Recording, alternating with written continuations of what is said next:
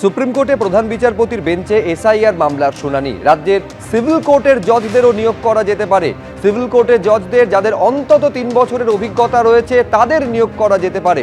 ওড়িশা এবং ঝাড়খণ্ড থেকেও judicial officer নিয়োগ করা যাবে। প্রয়োজন মনে করলে নিয়োগের সিদ্ধান্ত নেবেন হাইকোর্টের প্রধান বিচারপতি। এখনো পর্যন্ত পর্যাপ্ত সংখ্যক বিচারক নিয়োগ হয়নি। প্রত্যেক বিচারক প্রতিদিন যদি 250টির শুনানি করেন তাহলে 80 দিন লাগবে। আর সে কারণে এই সিদ্ধান্ত বলে আজ জানালো সর্বোচ্চ আদালত। অন্য রাজ্য থেকে বিচারক আনলে ভাষা নিয়ে সমস্যা হতে পারে। সুপ্রিম কোর্টে সওয়াল করেন কল্যাণ বন্দ্যোপাধ্যায়। পশ্চিমবঙ্গ, বিহার, ওড়িশা আগে তো অখণ্ড ছিল, তাই ওখানকার লোকেদের পশ্চিমবঙ্গ নিয়ে কিছুটা ধারণা রয়েছে। এই মন্তব্য করেন সর্বোচ্চ আদালতের মহামান্য প্রধান বিচারপতি সূর্যকান্ত। ভিন রাজ্য থেকে বিচারক আনলে তাদের খরচ দেবে কমিশন বলে নির্দেশ দিয়েছে সুপ্রিম কোর্ট।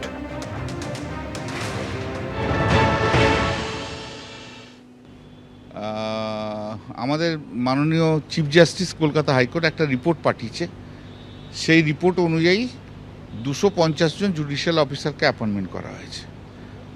তো এই 250 জন জুডিশিয়াল অফিসারের দিয়ে পুরো কাজটা করতে গেলে প্রচুর সময় লাগবে।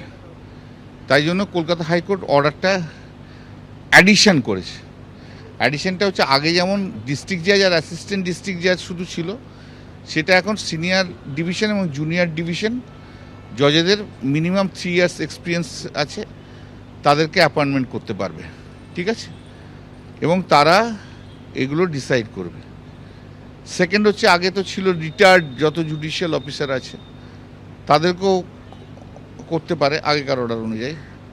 3 নম্বর বলেছে যে যদি মনে করে কোথাও যে না তারপরেও আরও জজ দরকার আছে, তাহলে ঝাড়খণ্ড স্টেট এবং বিহার, ঝাড়খণ্ড এবং উড়িষ্যা স্টেট, এই দুটো স্টেট থেকে রিটায়ার্ড যে জাজেরা আছে তাদের রিকুইজিশন করতে পারে। এবং সেখান থেকে চিফ জাস্টিস 2 হাইকোর্টের চিফ জাস্টিসকে বলেছে নেসেসারি অর্ডার ইস্যু করতে, যদি মনে করে চিফ জাস্টিস যে না এটা দরকার আছে এত।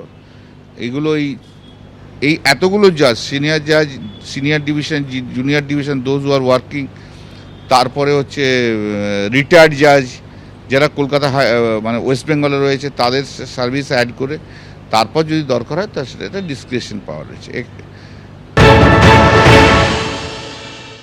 এর জন্য দায়ী কে? রাজ্য সরকার বাংলাভাষী ক্লাসে অফিসার দেয়নি, তার ফলে তো এরকম হয়েছে। গত দিনের জাজমেন্টে বা অবজারভেশনে সুপ্রিম কোর্টের প্রধান বিচারপতি বারবার বলেছেন don't you know the consequences. 3-4 বার এই শব্দবন্ধ উনি ব্যবহার করেছেন যে সঠিক সময়ে যদি এসআইআর না হয় তার ফল কি হবে আপনারা বুঝতে পারছেন না। রাজ্য সরকারের আইনজীবীকে বারবার এটা সুপ্রিম কোর্টের প্রধান বিচারপতি বলেছেন don't you know the consequences. রাজ্য সরকার কি কনসিকুয়েন্সেস জানে না? এর ফল কি হতে পারে? আজকে রাজ্য সরকার অফিসার না দেওয়ার জন্য সুপ্রিম কোর্টকে এই ধরনের ব্যবস্থা নিতে হচ্ছে, সুপ্রিম কোর্ট বাধ্য হচ্ছে। এবিপি আনন্দ, এগিয়ে থাকে, এগিয়ে রাখে।